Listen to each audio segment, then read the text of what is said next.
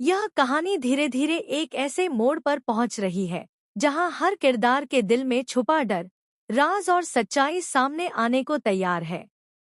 लगता है जैसे कोई अनजानी आवाज बार बार किसी को पुकार रही हो, जैसे अतीत खुद लौटकर दरवाजा खटखटा रहा हो। कहा जा रहा है कि इस घर की लक्ष्मी एक बार फिर वापस आने वाली है, लेकिन उसके साथ खुशियां नहीं, बल्कि ऐसे सच लेकर जो कई रिश्तों को हमेशा के लिए बदल देंगे। राजनंदिनी आश्रम में एक ऐसा धमाका होने वाला है जिसने अनु की पूरी दुनिया हिला दी है। अनु के सामने आर्य की जिंदगी की सबसे बड़ी पोल खुल चुकी है। जिस आर्य को वह आज तक समझती आई थी, उसके अतीत की सच्चाई जानकर अनु का दिल पूरी तरह टूट चुका है।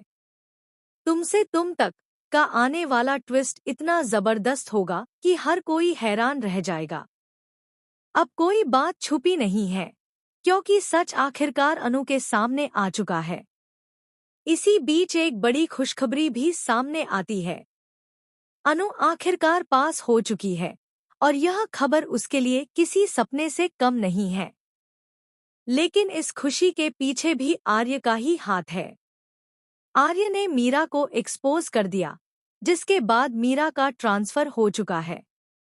बाहर से यह सब ठीक लगता है, लेकिन मीरा जाते जाते एक खतरनाक खेल खेल जाती है। वह हर किसी के सामने इस बात को गलत तरीके से पेश करती है कि अनु ने किसी चाल से आर्य सर को अपने काबू में कर लिया है और अब आर्य सिर्फ अनु के दीवाने बन चुके हैं। मीरा की यह झूठी कहानी धीरे धीरे लोगों के दिमाग में जहर घोलने लगती है। वहीं दूसरी तरफ अनु का मन चैन से नहीं बैठ पा रहा। उसके दिल में एक सवाल बार बार उठ रहा है, आखिर राजनंदिनी का आर्य सर से क्या कनेक्शन है। आने वाले ट्विस्ट में अनु हर हाल में राजनंदिनी के बारे में सच्चाई जानने की कोशिश करेगी। जैसे जैसे वह आगे बढ़ती है, खतरे और सवाल दोनों बढ़ते जाते हैं। झंडे आर्य को साफ साफ चेतावनी देता है कि वह एक तरफ अनु को पाना चाहता है, लेकिन दूसरी तरफ अनु उसके अतीत को खोदने में लगी हुई है। आर्य खुद कबूल करता है कि इसी डर की वजह से वह आज तक अनु को प्रपोज नहीं कर पाया और उससे दूर बना हुआ है।